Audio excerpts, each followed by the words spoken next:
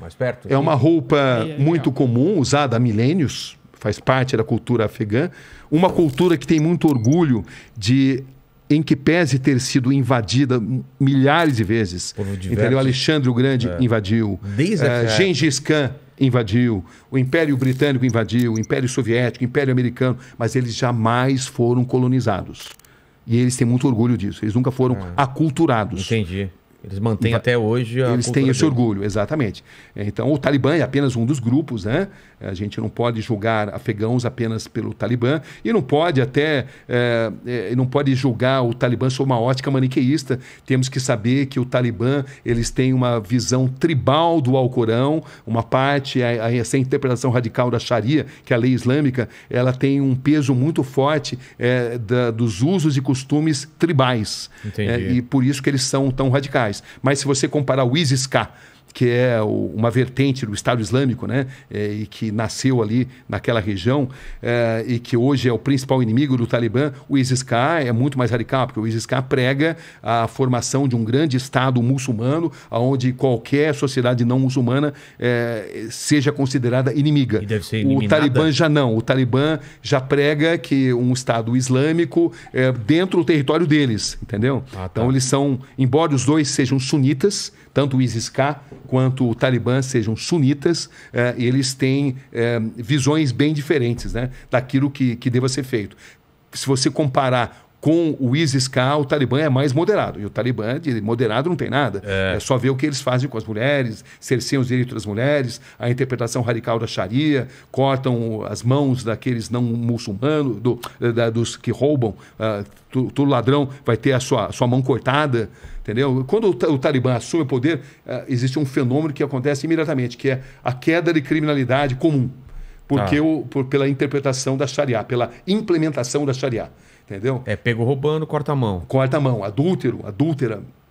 Pedrada? Pedrada, exatamente. Apedrejamento. Então, eles têm assim, uma visão muito radical, né? Mas é difícil a gente entender isso, né? Porque é uma coisa tão enraizada. É difícil. E esse, Rogério, é um erro muito comum de jornalistas internacionais analisar uma cultura diversa mediante seus próprios valores. Não dá. É uma coisa preconceituosa e você não analisa a cultura diversa com seus próprios valores. Você precisa entender um contexto. E também temos que aprender que, embora o Talibã tem aí decisões deploráveis em termos de direitos humanos, eles também têm apelo junto à população, porque os americanos, embora tenham ficado 20 anos como invasores, 20 anos apoiando determinados governos, eles nunca trouxeram um avanço, principalmente para os setores mais pobres da população. Nos setores mais pobres são os setores rurais. Nesses setores, o Talibã sempre teve um apelo. As pessoas sempre sonharam em ter o seu primeiro Kalashnikov, fuzil de fabricação russa, né? Então, por quê? Porque os americanos melhoraram muito para as populações mais abastadas. As populações mais intelectualizadas sempre tiveram grandes benefícios, mas os americanos apoiaram muito os governos corruptos, principalmente na construção civil.